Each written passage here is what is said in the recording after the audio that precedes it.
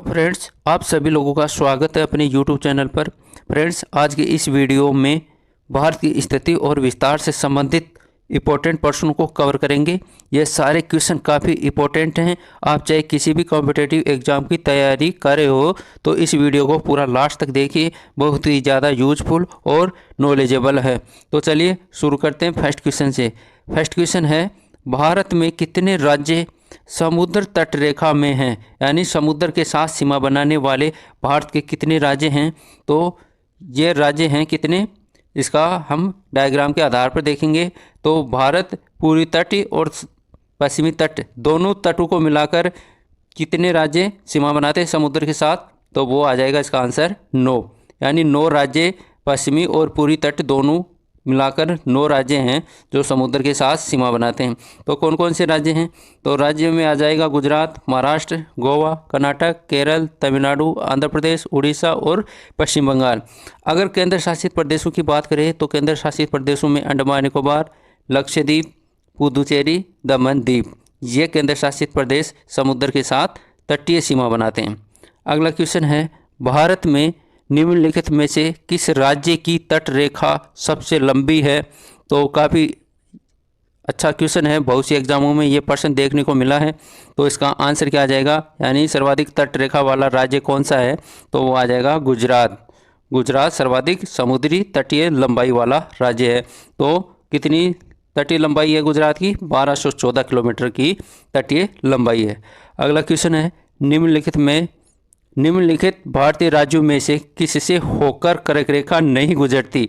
तो काफ़ी अच्छा प्रश्न है, यानी कर्क रेखा गुजरने वाले राज्य और नहीं गुजरने वाले राज्य आपको ध्यान में रखना है।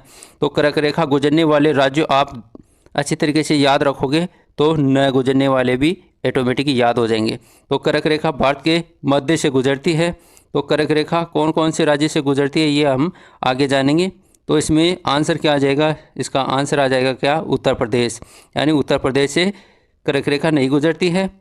तो अब देखते हैं कौन से राज्य में गुजरती है, कौन से में नहीं गुजरती है। तो इस पर बहुत से प्रश्न आते हैं, तो आपको ध्यान में रखना है। तो भारत में कर्क रेखा 8 राज्यों में से होकर गुजरती है। 8 राज्य कौन कौन से हैं? गुजरात, राजस्थान, मध्य प्रदेश, छत्तीसगढ़, झारखंड, पश्चिम बंगाल, त्रिपुरा और मिजोरम। ये 8 राज्य हैं जिनमें से कर्क रेखा गुजरती है। तो आपको ध्यान में रखना है। तो कौन कौन से राज्यों में कर्क रेखा गुजरती है, तो ये और कितने राज्यों से गुजरती है, ये प्रश्न आपको अच्छी तरीके से याद रखना है। ये यहाँ से पक्का प्रश्न पूछता है। अगला क्वेश्चन है, कौन सी अक्षांश रेखा भारत के मध्य से होकर गुजरती है? तो ये भी अच्छा प्रश्न है।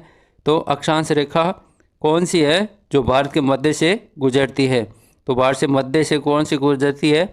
तो इसका आंसर आ जाएगा कर्क रेखा। यानी कर्क रेखा भारत के मध्य से गुजरती है। और कितने राज्यों से होकर गुजरती है? 8 राज्यों से। तो ये अच्छा प्रश्न है, तो आपको ध्यान में रखना है। 23.5 डिग्री उत्तरी अक्षांश। अगला प्रश्न है, कर्क रेखा भारत के कितने राज्यों से होकर गुजरती है? तो ये भी हमने पिछले क्वेश्चनों में जान लिया है। तो भारत के कितने राज्यों से होकर गुजरती है कर्क रेखा? 8 राज्यों से होकर गुजरती है। तो आपको अच्छी तरीके से समझना है कौन से राज्य में गुजरती है, कौन से राज्यों से नहीं गुजरती है। तो अगला क्वेश्चन है, निम्नलिखित में से किस राज्य से होकर कर्क रेखा नहीं गुजरती है? तो नहीं गुजरती है तो गुजरने वाले राज्यों में आता है गुजरात, राजस्थान, पश्चिम बंगाल। तो ओडिशा राज्य से कर्क रेखा नहीं गुजरती है। तो इसका आंसर क्या हो जाएगा? ओडिशा। ये ऑप्शन इसका सही जवाब हो जाएगा। आपको अच्छी तरीके से समझना है कि कर्क रेखा कितने राज्यों से गुजरती है, कौन से राज्यों से गुजरती है, कौन से राज्यों से नहीं गुजरती है। यहाँ से निश्चित तौर पर एक प्रश्न हर एग्जाम में पूछा जाता है। तो आपको अच्छी तरीके से समझना है, जानना है। अगला क्वेश्चन है, भारत का वह राज्य जिससे होकर कर्क रेखा गुजरती है। अब जिससे होकर कर्क रेखा गुजरती है वो कौन सा राज्य है? तो इसका आंसर आ जाएगा क्या? झारखंड आ जाएगा। देखो, जम्मू कश्मीर में भी नहीं गुजरती है, हिमाचल प्रदेश में भी नहीं गुजरती है, बिहार से भी नहीं गुजरती है और झारखंड से ये कर्क रेखा गुजरती है। यानी 8 राज्यों में से झारखंड भी एक राज्य है जिसमें से कर्क रेखा गुजरती है। तो आपको अच्छी तरीके से जानना है। तो आपको ट्रिक बताऊं तो ट्रिक है मित्र पर गमछा झाड़। ये शानदार ट्रिक है, तो इस ट्रिक को आपको ध्यान में रखना है।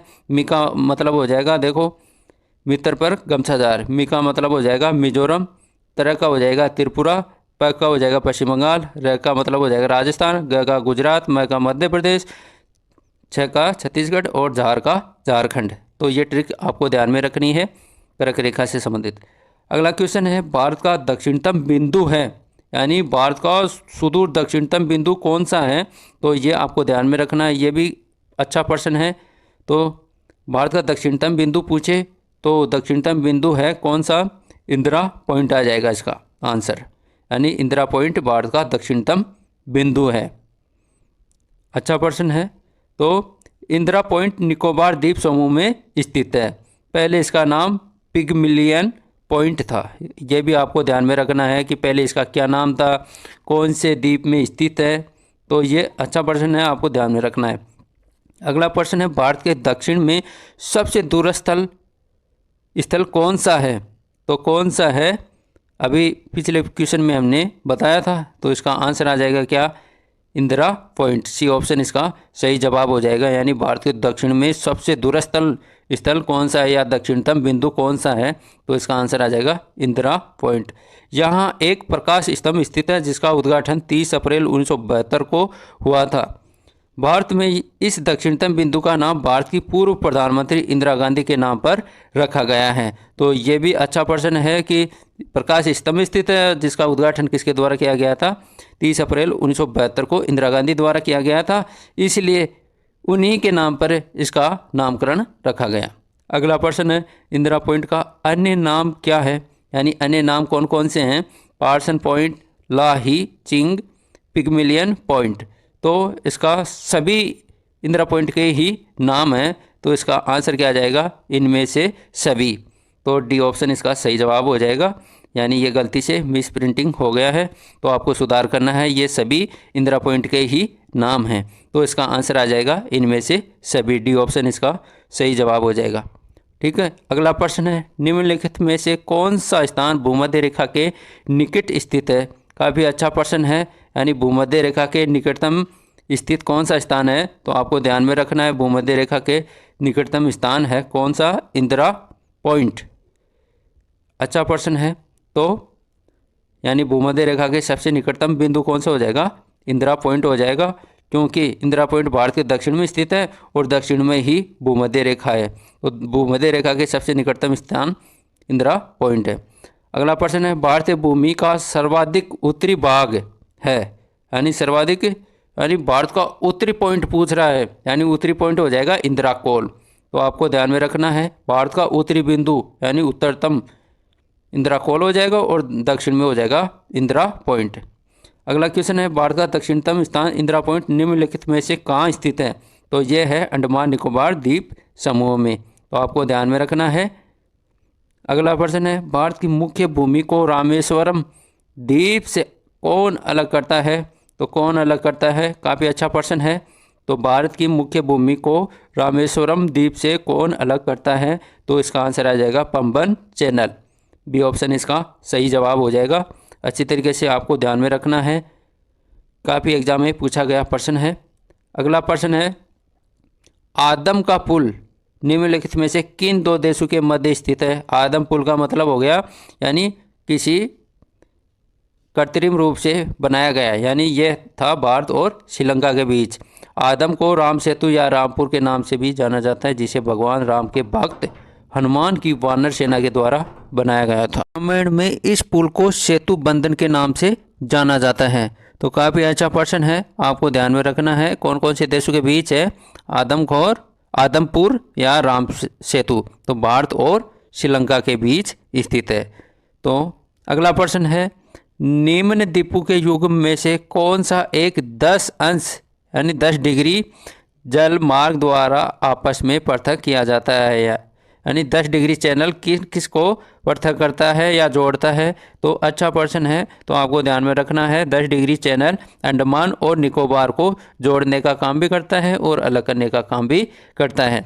तो 10 डिग्री जल संधि भारत के अंडमान और निकोबार द्वीप समूह में छोटे अंडमान को कार निकोबार द्वीप से अलग करने वाली जल संधि है।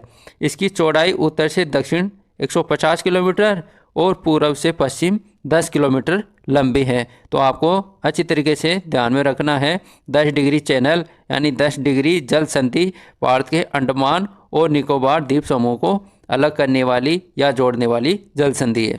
अगला प्रश्न है दक्कन पास किसके बीच स्थित है? तो ये किसके बीच स्थित है? दक्षिणी अंडमान और छोटा अंडमान के बीच दक्कन पास स्थित है। अगला प्रश्न है श्रीलंका को भारत से पृथक करती है, यानी कौन से डिग्री या चैनल भारत को श्रीलंका से पृथक करती है या श्रीलंका को भारत से पृथक करती है? तो कौन सी है? पाक जल संधि। काफ़ी एग्जाम में पूछा गया प्रश्न है, इंपॉर्टेंट है, आपको ध्यान में रखना है कि श्रीलंका को भारत से पृथक करने वाली पाक जल संधि है, आपको अच्छी तरीके से समझना है। अगला प्रश्न है भारत तथा चीन के बीच सीमा बनाने वाली रेखा का क्या नाम है? यानी कौन सी रेखा है भारत और चीन के बीच? तो अच्छी तरीके से समझना है। तो भारत के पड़ोसी देशों के साथ कौन कौन सी सीमा है उसका नाम आपको ध्यान में रखना है। तो भारत और चीन के बीच मैकमोहन रेखा स्थित है। इस सीमा रेखा का नाम सर हेनरी मैकमोहन के नाम पर रखा गया था, जिनकी इस समझौते में महत्वपूर्ण भूमिका थी। अगला क्वेश्चन है भारत की सबसे लंबी अंतर्राष्ट्रीय सीमा किस देश के साथ है? तो अच्छा प्रश्न है।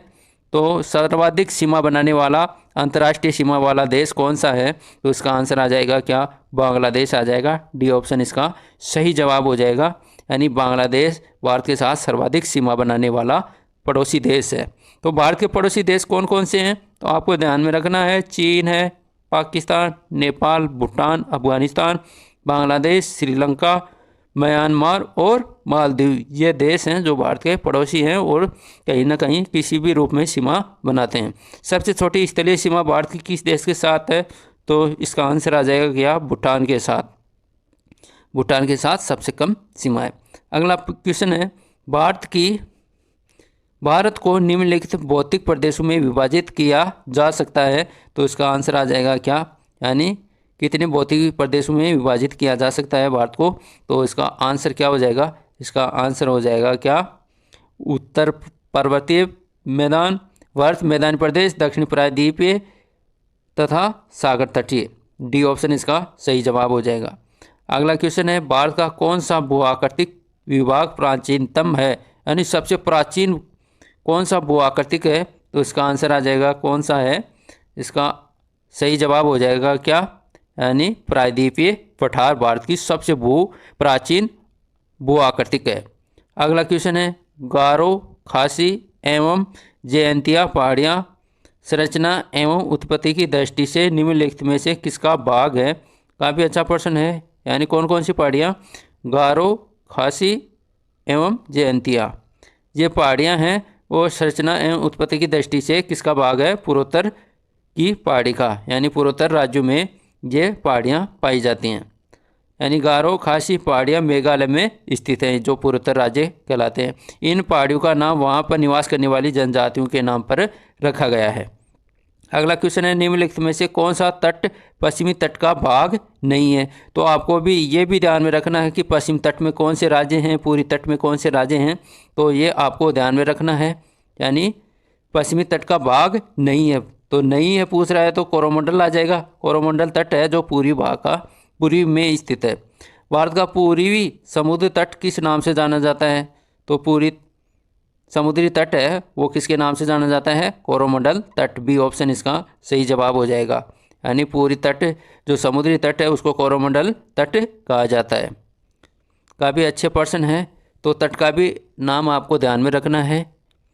अगला क्वेश्चन है स्वतंत्रता से पूर्व कौन सा भारतीय क्षेत्र काला पानी के नाम से जाना जाता था? यानी स्वतंत्रता से पूर्व भारतीय क्षेत्र जिसमें काला पानी के नाम से जाना जाता था और हमारे क्रांतिकारियों को काला पानी की सज़ा भी दी जाती थी, तो वहाँ ले जाके हमारे क्रांतिकारियों को रखा जाता था। तो वहाँ पे सेंट्रल जेल भी स्थित है। तो इसका आंसर आ जाएगा अंडमान निकोबार द्वीप समूह में हमारे क्रांतिकारियों को काला पानी की सज़ा दी जाती थी।